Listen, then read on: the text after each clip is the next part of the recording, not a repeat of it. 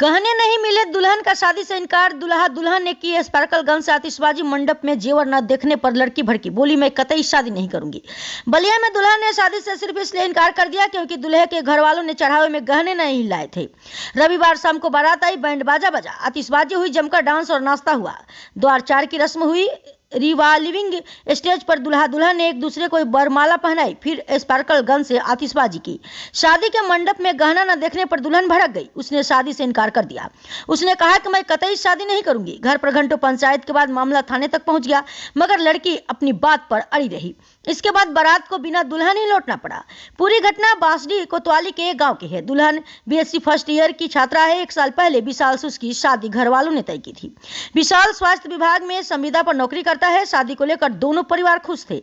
लड़की और विशाल की फोन पर बातें भी होती रहती थी। दोनों ने हर एक रस्म की प्लानिंग की थी। यहाँ तक शादी के मेन्यू और कपड़े भी दोनों ने फाइनल किए थे।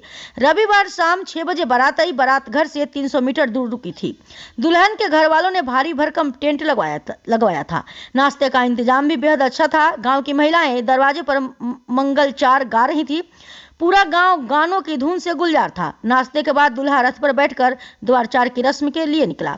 रथ के आगे आगे डीजे बजता चल रहा था। उस पर दूल्हे के दोस्त और घर वाले डांस कर रहे थे। 300 मीटर की इस दूरी को दूल्हे और बारातियों ने 1 घंटे में तय की। द्वार चार होने के बाद जयमाल की रस्म शुरू हुई। रिवाल्विंग स्टेज पर दूल्हा दुल्हन को चढ़े। दोनों 15 फीट की ऊंचाई पर गए और तब उन पर फूलों की बारिश हुई। फिर दोनों ने लोगों का अभिवादन स्वीकार किया और एक दूसरे को बरमाला पहनाई। इसके बाद दोनों को स्पार्कल गन दिया गया। इस गन से दूल्हा और दुल्हन ने जमकर आतिशबाजी भी की। स्टेज से उतरने के बाद दोनों का स्वागत किया गया। अब तक सब कुछ हंसी खुशी से चल रहा था। जयमाल के बाद शादी की मंगल बेला आ गई। पंडित जी ने दोनों परिवारों को मंडप में बुलाया। लड़की और लड़के को बुलाया गया।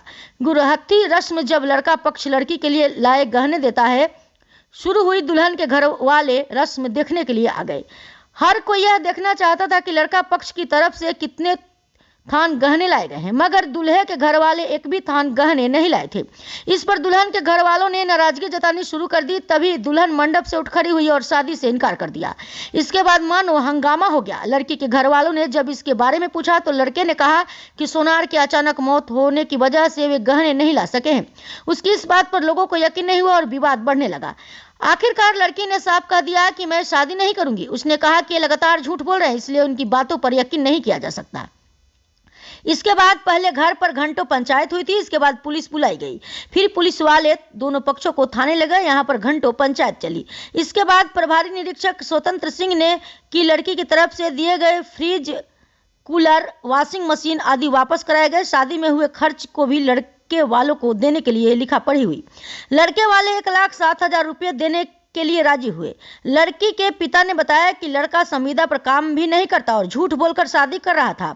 उन लोगों ने 5 थान गहना लाने का वादा किया था। इसमें मांगटिका, सोने की चैन, नथिया, पैजनी और करधनी शामिल था। लेकिन लड़का पक्ष की तरफ से कुछ भी नहीं लाया गया। बारात लाने के लिए भी इनके पास पैसे नहीं थे। मेरे बेटे से ऑनलाइन पैसे ट्रांसफर किए। इसके बाद ये लोग बारात लेकर आए। मुझे ऐसे परिवार में शादी ही नहीं करनी है।